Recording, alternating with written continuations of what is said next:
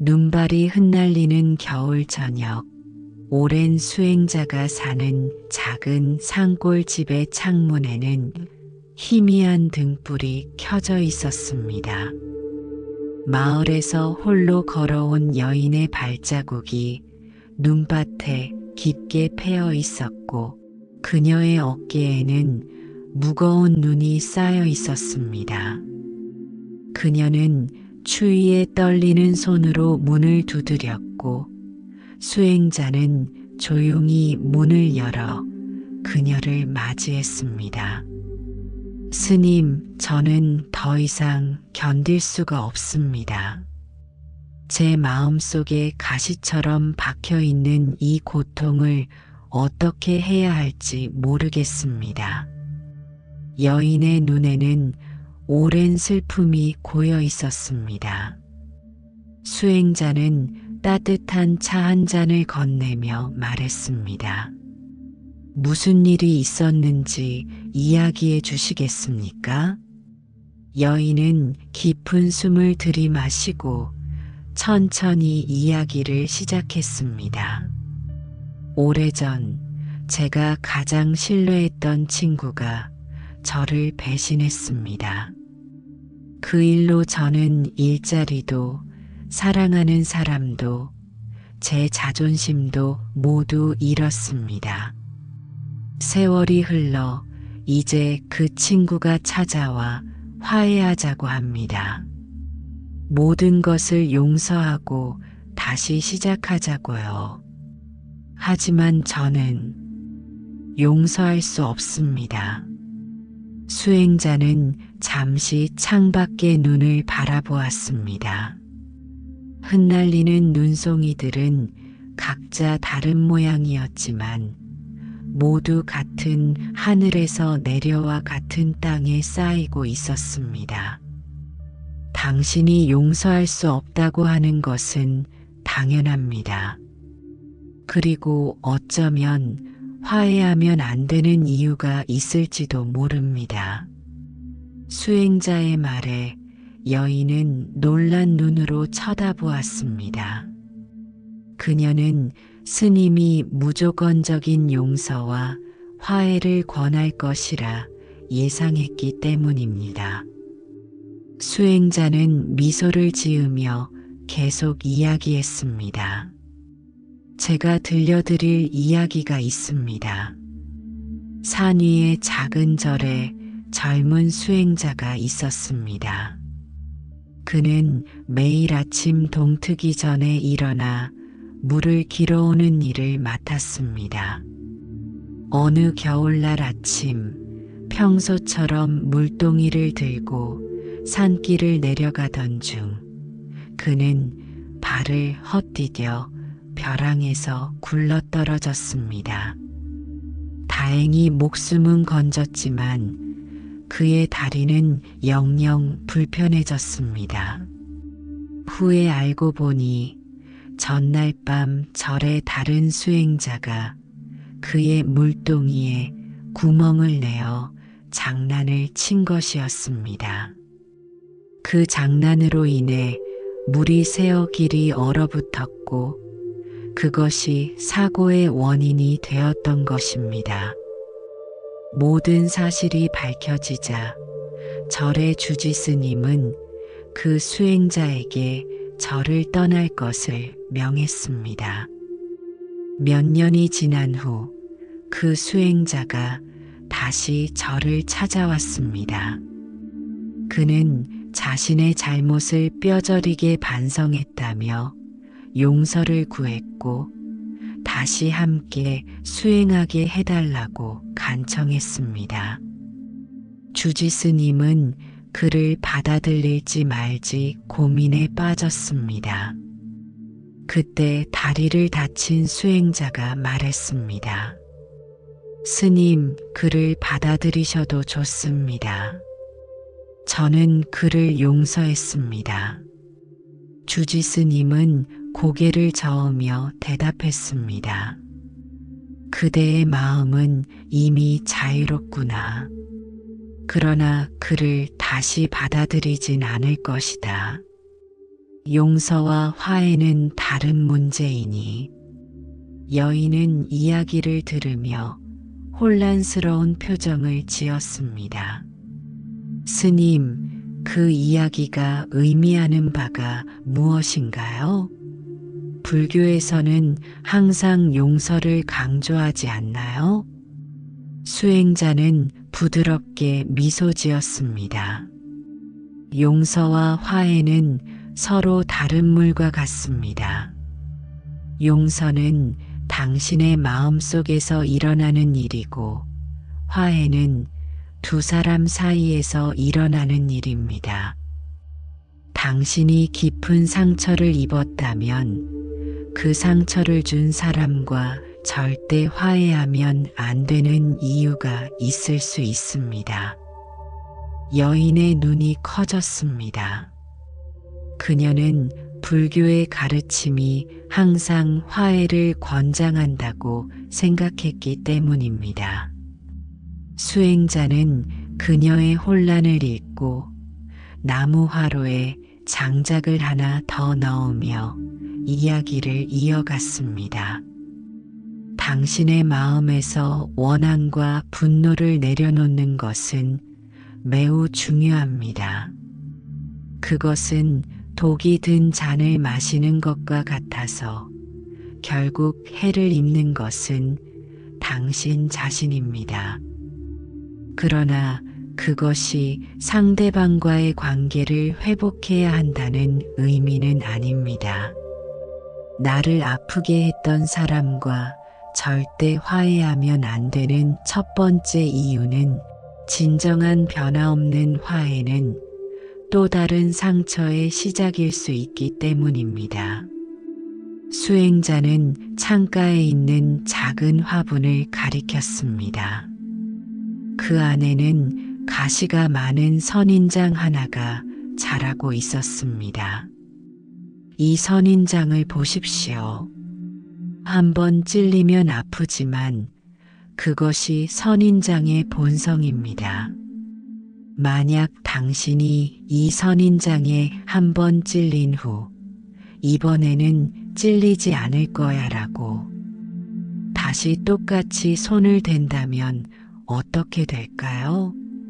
아마도 또다시 찔릴 것입니다. 상대방이 진정으로 변하지 않았다면 그 관계로 돌아가는 것은 같은 가시에 다시 찔리는 것과 같습니다. 여인은 고개를 끄덕였습니다.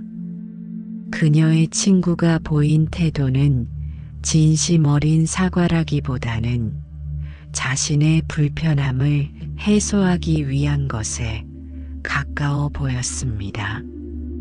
두 번째 이유는 화해가 자신의 경계를 허무는 일이 될 수 있기 때문입니다. 수행자는 바닥에 놓인 모래시계를 들어 보였습니다. 이 모래시계를 보십시오. 유리벽이 있기에 모래는 일정한 속도로 아래로 떨어지고 그 형태를 유지할 수 있습니다. 만약 이 유리벽이 깨진다면 어떻게 될까요? 모래는 사방으로 흩어져 그 형태와 기능을 잃게 될 것입니다. 우리의 경계도 이와 같습니다. 우리는 건강한 관계를 위해 자신의 경계를 설정합니다. 심각한 배신이나 학대를 경험한 후 화해는 때로 이 중요한 경계를 다시 허물도록 강요할 수 있습니다. 그것은 마치 깨진 유리벽을 그대로 두고 모래시계가 제대로 작동하기를 기대하는 것과 같습니다. 바깥에서 눈보라가 더욱 거세게 몰아치기 시작했습니다. 방 안의 등불이 흔들리며 그림자가 벽에 춤을 추었습니다. 여인은 차를 한 모금 마시며 잠시 생각에 잠겼습니다. 세 번째 이유는 화해가 때로는 자신의 고통을 부정하는 행위가 될 수 있기 때문입니다. 수행자는 작은 상자를 꺼내 여인에게 보여주었습니다. 그 안에는 오래된 깨진 도자기 조각들이 있었습니다. 이것은 제가 오래전에 실수로 깨뜨린 소중한 찻잔입니다. 저는 이 조각들을 모아두었습니다. 언젠가 금으로 이어붙이는 금술이라는 기술로 다시 복원할 생각입니다. 그러나 그렇게 하기 전에 저는 이 깨진 조각들이 실제로 깨져 있다는 사실을 인정해야 합니다. 깨지지 않았다고 거짓말을 하거나 깨진 것이 중요하지 않다고 가장할 수는 없습니다. 당신이 경험한 상처와 고통도 마찬가지입니다. 그것을 무시하거나 중요하지 않은 것처럼 취급하는 화해는 자신의 경험과 느낌을 부정하는 것입니다. 진정한 치유는 먼저 자신의 상처를 인정하고 존중하는 데서 시작됩니다. 여인의 눈에서 눈물이 흘러내렸습니다. 그녀는 오랫동안 자신의 고통이 과장된 것이라는 또는 이제 그냥 잊고 넘어가야 한다는 말을 들어왔습니다. 그러나 이제 그녀는 자신의 감정이 유효하다는 것을 느꼈습니다. 네 번째 이유는 용서는 당신을 위한 것이지만 화해는 그렇지 않을 수 있기 때문입니다. 수행자는 창가로 다가가 손바닥에 눈송이를 받아들었습니다. 눈송이는 그의 따뜻한 손바닥에서 천천히 녹아내렸습니다. 이 눈송이가 제 손에서 녹는 것처럼 용서는 당신 마음속의 분노와 원한을 녹여줍니다. 그것은 당신 자신을 자유롭게 하는 과정입니다. 그러나 화해는 다릅니다.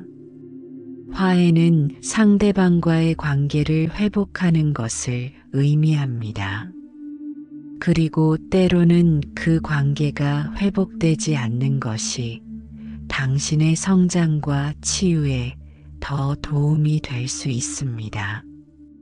마치 잘려나간 나뭇가지가 다시 접목되지 않고 독립적인 나무로 자랄 수 있는 것처럼 때로는 분리된 상태로 남는 것이 새로운 시작이 될 수 있습니다.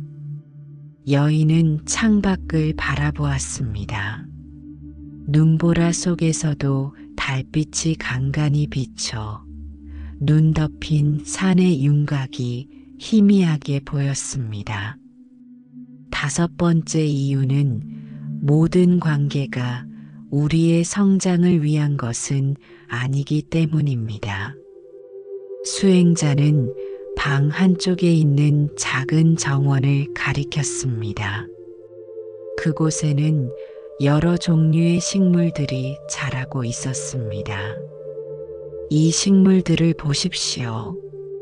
각각은 서로 다른 양의 빛과 물, 영양분을 필요로 합니다.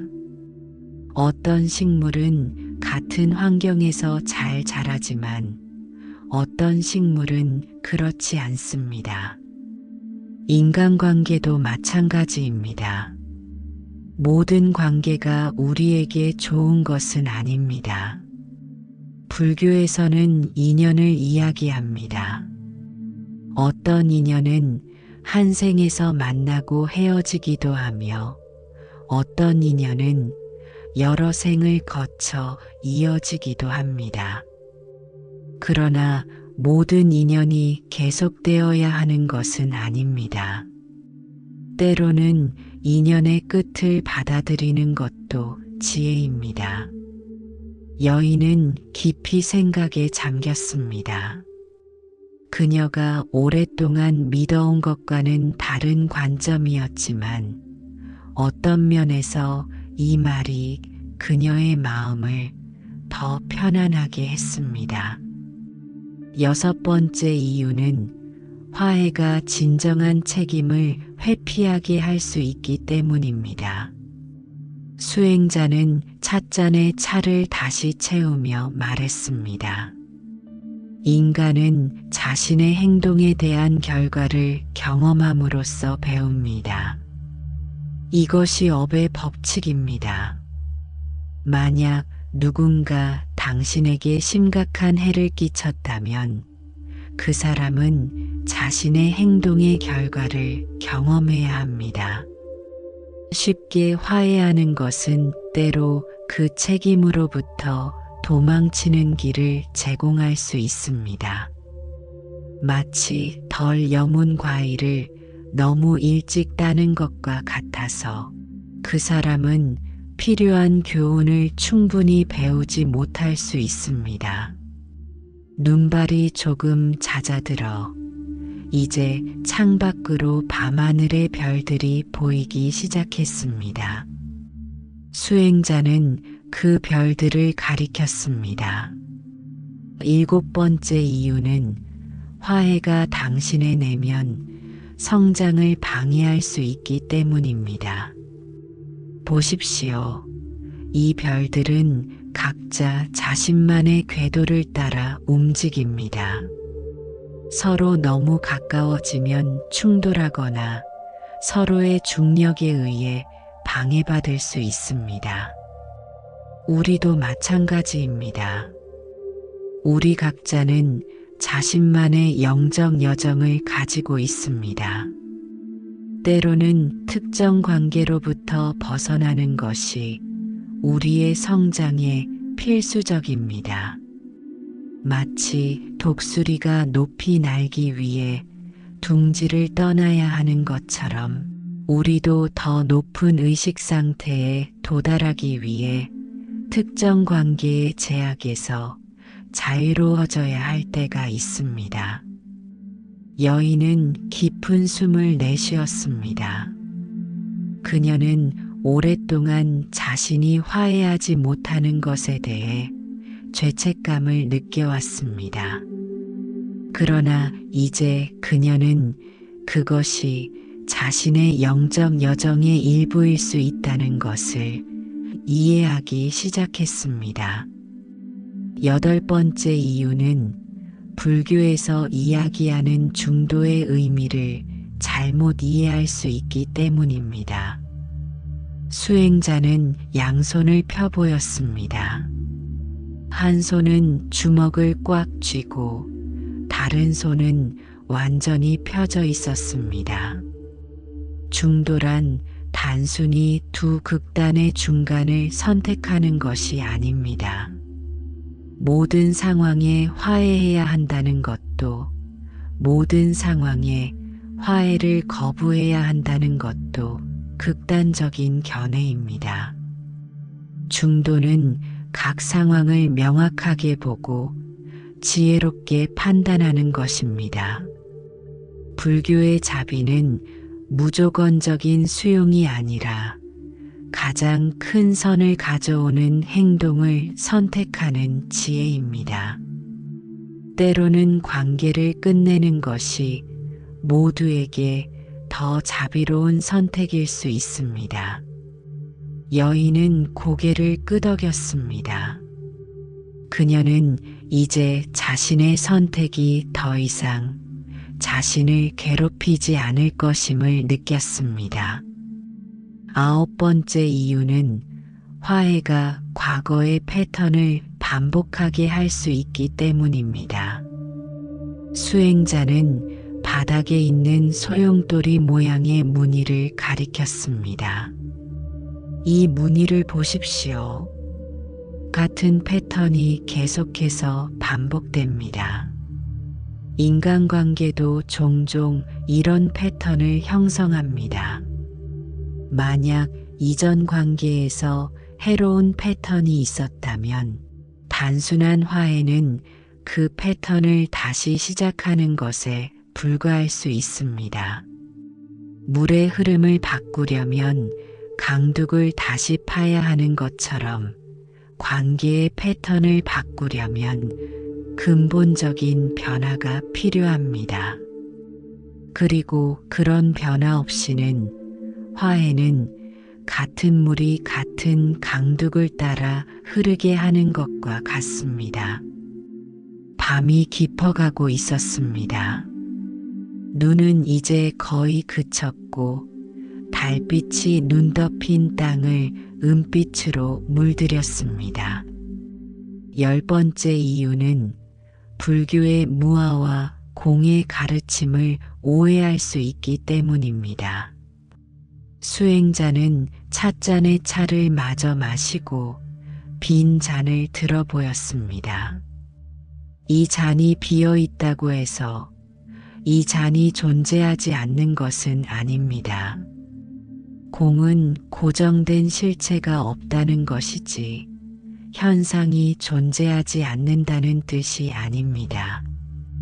마찬가지로 무아는 당신이 존재하지 않는다는 뜻이 아니라 당신의 존재가 고정되거나 영원하지 않다는 뜻입니다. 당신의 감정, 경험, 그리고 상처는 실제합니다. 그것들을 무시하거나 부정하는 것은 불교의 가르침이 아닙니다. 때로 사람들은 모든 것이 공하다 또는 자아는 없다는 가르침을 오해하여 자신의 경계를 세우거나 유해한 관계를 끝내는 것이 이기적이라고 생각합니다. 그러나 진정한 자비는 자신을 포함한 모든 존재의 행복을 바라는 것입니다. 여인은 이제 더 평온해 보였습니다. 그녀의 어깨에서 무거운 짐이 내려간 것 같았습니다. 11번째 이유는 화해가 항상 치유로 이어지는 것은 아니기 때문입니다. 수행자는 벽에 걸린 오래된 상처가 있는 탱화를 가리켰습니다. 이 그림을 보십시오. 오래전에 상처를 입었지만 저는 그대로 두기로 했습니다. 이 상처는 이제 이 그림의 역사와 특성의 일부가 되었습니다. 마찬가지로 우리가 경험한 상처와 그로부터의 치유는 우리 삶의 중요한 부분입니다. 그러나 치유의 과정은 각자 다릅니다. 어떤 사람에게는 화해가 치유로 이어질 수 있지만 다른 사람에게는 관계를 끝내고 자신만의 여정을 계속하는 것이 더 치유적일 수 있습니다. 우리의 목표는 반드시 관계의 회복이 아니라 마음의 평화와 내면의 균형을 찾는 것입니다. 여인은 창밖을 내다보았습니다. 밤하늘에는 이제 구름이 걷히고 별들이 선명하게 빛나고 있었습니다. 그녀의 마음도 점점 맑아지는 것 같았습니다. 12번째 이유는 불교의 인과의 법칙을 오해할 수 있기 때문입니다. 수행자는 작은 씨앗 하나를 손바닥에 올려놓았습니다.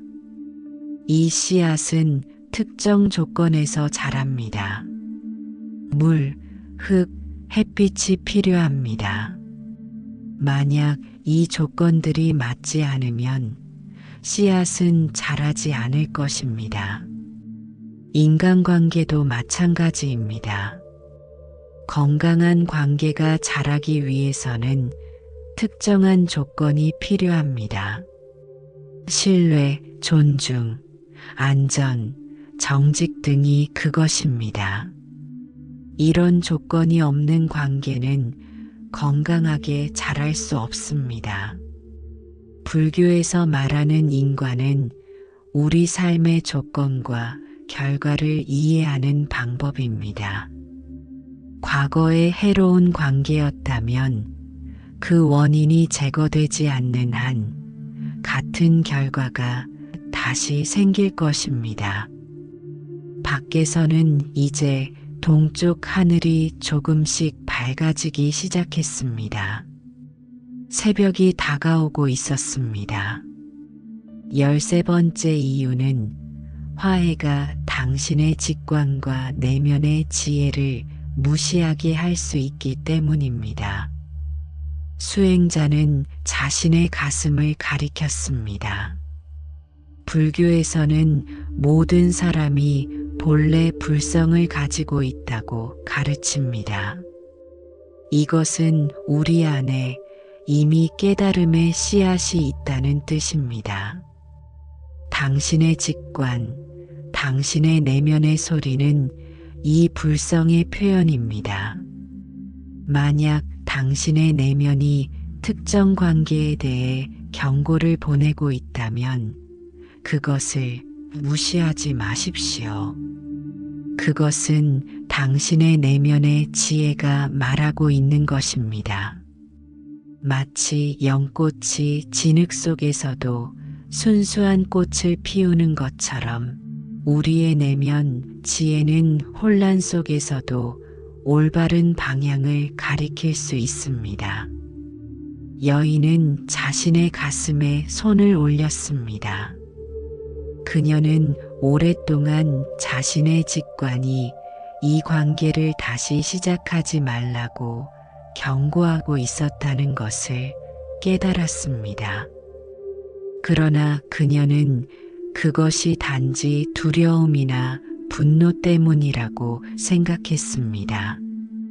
14번째 이유는 화해가 당신의 진정한 자아를 찾는 여정을 방해할 수 있기 때문입니다.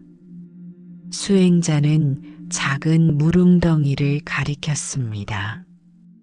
물 위에는 달이 반사되어 있었습니다. 이 물웅덩이의 달 반사를 보십시오. 물이 잔잔할 때만 달의 모습이 선명하게 보입니다. 만약 누군가 계속해서 이 물을 휘저으면 당신은 결코 달의 모습을 볼 수 없을 것입니다. 마찬가지로 우리의 마음도 잔잔해야 우리의 진정한 본성을 볼 수 있습니다. 만약 유해한 관계가 계속해서 당신의 마음을 휘젓는다면 당신은 결코 자신의 참된 모습을 보지 못할 것입니다. 때로는 관계를 끝내는 것이 자신을 발견하는 여정의 시작이 될 수 있습니다. 마치 고요한 산속에서 수행자가 자신의 내면을 더 깊이 들여다볼 수 있는 것처럼 우리도 때로는 홀로 있는 시간을 통해 자신의 진정한 모습을 발견할 수 있습니다.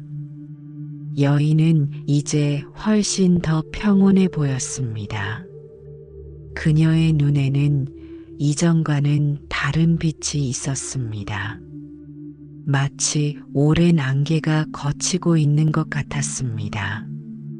마지막으로 15번째 이유는 화해가 당신의 성장을 그리고 상대방의 성장까지 막을 수 있기 때문입니다. 수행자는 방 구석에 있는 작은 새 장을 가리켰습니다. 그 안에는 새가 없었고 문은 활짝 열려 있었습니다. 어제까지 이 새 장에는 제가 다친 날개를 치료해 주던 작은 참새가 있었습니다.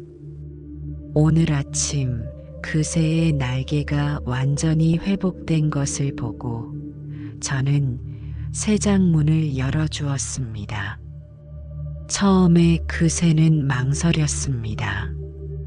새 장 안은 안전했고 먹이도 있었으니까요. 하지만 결국 그 새는 자유를 선택했습니다.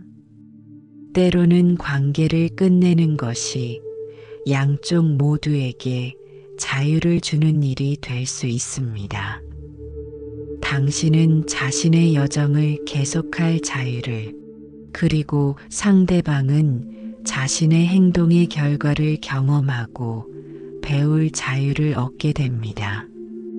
마치 아이가 스스로 걷는 법을 배우기 위해 부모의 손을 놓아야 하는 것처럼 때로는 서로를 놓아주는 것이 가장 큰 사랑의 행위가 될 수 있습니다.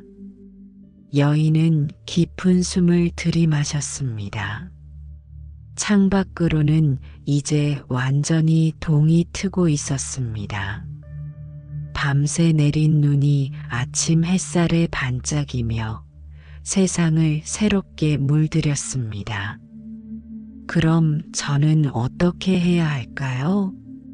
제 마음의 평화를 찾으면서도 화해하지 않는 선택을 할 수 있을까요? 여인이 물었습니다. 수행자는 따뜻한 미소를 지으며 대답했습니다. 당신의 여정은 당신만의 것입니다. 그러나 제가 당신에게 실천 방법을 몇 가지 알려드리겠습니다. 첫째, 마음 챙김 명상을 통해 당신의 감정을 관찰하십시오. 분노, 슬픔, 두려움, 이 모든 감정들을 판단하지 말고 그저 지켜보십시오. 마치 강가에 앉아 흐르는 물을 바라보듯이 당신의 감정이 일어나고 사라지는 것을 지켜보십시오. 여인은 고개를 끄덕였습니다. 그녀는 이전에도 명상을 시도해 보았지만 항상 자신의 감정을 억누르려고 했습니다. 이제 그녀는 그것을 그저 관찰하는 법을 배울 준비가 되어 있었습니다. 둘째, 자신에게 자비의 마음을 보내는 연습을 하십시오. 매일 아침 당신 자신에게 이렇게 말해 보십시오. 나는 안전하기를 바랍니다. 나는 평화롭기를 바랍니다. 나는 건강하기를 바랍니다. 나는 행복하기를 바랍니다. 자신을 향한 자비가 있을 때 당신은 더 이상 다른 사람의 인정이나 용서에 의존하지 않게 될 것입니다. 마치 연못이 자신의 물로 가득 차 있을 때 비가 오지 않아도 마르지 않는 것처럼 자신에 대한 자비로 가득 찬 마음은 외부의 인정이 없어도 마르지 않습니다. 여인은 잠시 그 말을 곱씹어 보았습니다. 그녀는 항상 다른 사람들의 시선과 인정에 의존해 왔습니다. 자신을 향한 자비는 그녀에게 새로운 개념이었습니다. 셋째, 건강한 경계를 설정하십시오. 당신이 화해를 원하지 않는다면 그것은 완전히 당신의 권리입니다. 그러나 그것을 분명하고 침착하게 전달하십시오.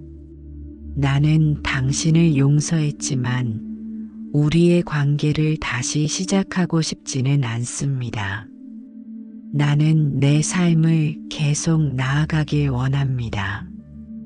이렇게 말하는 것은 분노에서 나온 거부가 아니라 자기 존중에서 나온 선택입니다. 마치 농부가 자신의 밭에 울타리를 치는 것이 이웃을 미워해서가 아니라 자신의 작물을 보호하기 위함인 것처럼 건강한 경계는 자기 보호의 행위입니다. 수행자는 차를 한 잔 더 따르며 계속했습니다. 넷째, 당신 자신의 치유 여정에 집중하십시오. 당신이 경험한 상처와 배신은 실제합니다. 그것을 인정하고 치유하는 데 시간을 투자하십시오. 자신에게 필요한 것이 무엇인지 물어보고 그것을 채우기 위한 작은 단계들을 밟아 나가십시오. 마치 겨울 동안 나무가 외부로 성장하는 것을 멈추고 내부의 뿌리를 강화하는 것처럼 때로는 자신의 내면을 강화하는 데 시간을 투자하는 것이 필요합니다. 여인은 창밖에 눈 덮인 풍경을 바라보았습니다. 그녀는 이 겨울이 자신에게 그런 시간이 될 수 있을 것이라고 생각했습니다. 다섯째, 새로운 관계와 경험에 마음을 여십시오. 과거의 상처가 당신의 미래를 정의하게 하지 마십시오.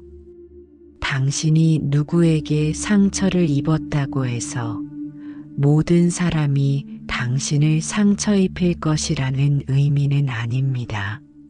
마치 한 나무에서 쓴 열매를 맛본 후에도 다른 나무의 달콤한 과일을 맛볼 기회가 있는 것처럼 한 관계에서의 아픔이 모든 관계의 본질을 정의하지는 않습니다.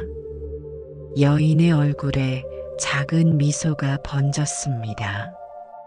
그녀는 오랫동안 자신을 닫아두었습니다. 이제 새로운 가능성에 마음을 열 준비가 되어 있었습니다. 여섯째, 감사의 마음을 기르십시오. 매일 저녁 그날 경험한 3가지 좋은 일에 감사하는 시간을 가지십시오. 그것이 아무리 작은 것이라도 괜찮습니다. 아름다운 일몰, 맛있는 차 한 잔, 친절한 낯선 사람의 미소 등 무엇이든 될 수 있습니다. 마치 등불이 어둠을 밝히는 것처럼 감사의 마음은 상처와 고통의 어둠을 밝혀줍니다. 일곱째, 자신의 이야기를 새롭게 쓰십시오. 당신은 배신당한 사람이나 상처받은 사람이 아닙니다. 당신은 생존자이고 성장하는 사람이며 자신의 길을 걷는 사람입니다. 당신의 이야기를 어떻게 해석하느냐에 따라 당신의 미래가 형성됩니다. 마치 도공이 깨진 그릇의 조각을 모아 새로운 작품을 만들 수 있는 것처럼 당신도 과거의 경험을 재해석하여 더 강하고 지혜로운 자아를 만들 수 있습니다. 여인은 이제 훨씬 더 강해 보였습니다. 그녀가 이곳에 도착했을 때의 움츠러든 모습은 온데간데 없었습니다. 여덟째, 지금 이 순간에 머무르는 법을 배우십시오. 과거의 상처나 미래에 대한 두려움에 사로잡히지 마십시오. 지금 이 순간 당신의 발 아래 땅, 당신이 들이마시는 공기, 당신 주변의 소리에 집중하십시오. 마치 물살에 흔들리지 않고 강바닥에 단단히 뿌리내린 연꽃처럼 현재에 단단히 뿌리내림으로써 우리는 과거의 물결에 흔들리지 않을 수 있습니다. 수행자는 일어서서 창가로 걸어갔습니다. 아침 햇살이 방 안을 황금빛으로 물들이고 있었습니다. 이 모든 과정은 시간이 필요합니다. 스스로에게 인내하십시오. 치유는 직선이 아니라 나선형으로 이루어집니다. 당신은 같은 문제를 여러 번 다시 마주하게 될 수도 있지만 매번 조금씩 더 높은 의식 수준에서 마주하게 될 것입니다. 마치 산을 오를 때 때로는 같은 풍경을 보게 되지만 매번 조금씩 더 높은 곳에서 보게 되는 것처럼 당신의 치유 여정도 나선형으로 진행될 것입니다. 여인은 일어서서 수행자 옆에 섰습니다. 그들은 함께 창밖의 새로운 날을 바라보았습니다. 눈 덮인 평화로운 풍경은 마치 새 출발을 상징하는 것 같았습니다. 마지막으로 당신이 혼자가 아니라는 것을 기억하십시오. 우리는 모두 연결되어 있습니다. 당신이 자신을 치유하고 성장시킬 때 당신은 세상 전체에 기여하는 것입니다.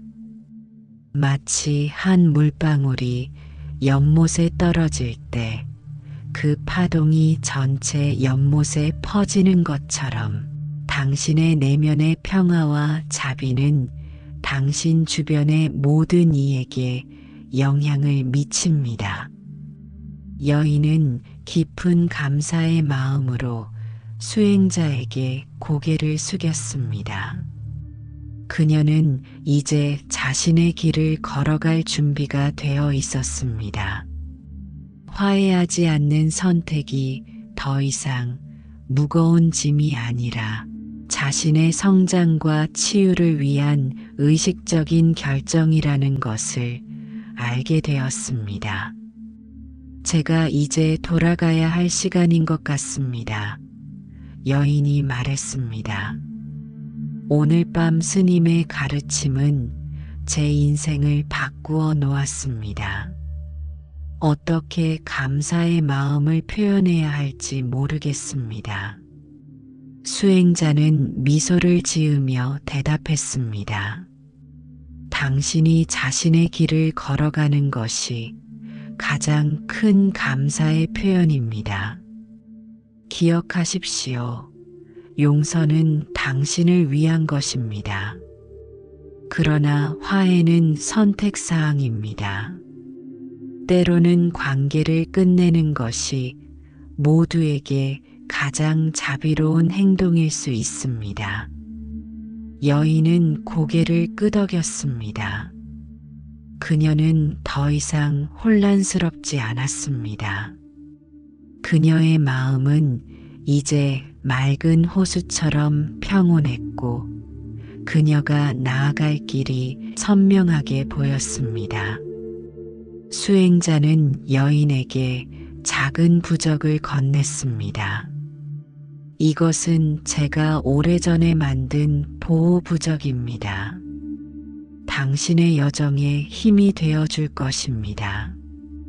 여인은 감사히 그것을 받아들고 자신의 목에 걸었습니다. 앞으로도 제가 스님을 찾아와도 될까요? 수행자는 미소 지으며 고개를 끄덕였습니다. 물론입니다. 언제든지 오십시오. 그러나 기억하십시오. 당신이 찾는 지혜는 이미 당신 안에 있습니다. 당신은 단지 그것을 듣는 법을 배우고 있을 뿐입니다. 여인은 마지막으로 수행자에게 깊이 고개를 숙였습니다. 그리고 새하얀 눈길을 따라 마을로 돌아가기 시작했습니다. 그녀의 발자국은 이제 가벼워 보였고 그녀의 걸음은 더 확신에 차 있었습니다. 수행자는 그녀가 시야에서 사라질 때까지 지켜보았습니다. 그리고 나지막이 말했습니다. 모든 끝은 새로운 시작입니다. 모든 놓아줌은 새로운 받아들임의 공간을 만듭니다. 해가 완전히 떠올라 눈 덮인 산을 금빛으로 물들였습니다. 새로운 날이 시작되고 있었습니다. 여러분, 혹시 당신도 지금 마음속에 아픔을 준 사람과의 관계로 고민하고 있나요? 그 관계를 끝내는 것이 이기적인 선택이라고 느끼시나요? 그렇다면 기억하세요. 때로는 화해하지 않는 용기가 필요합니다.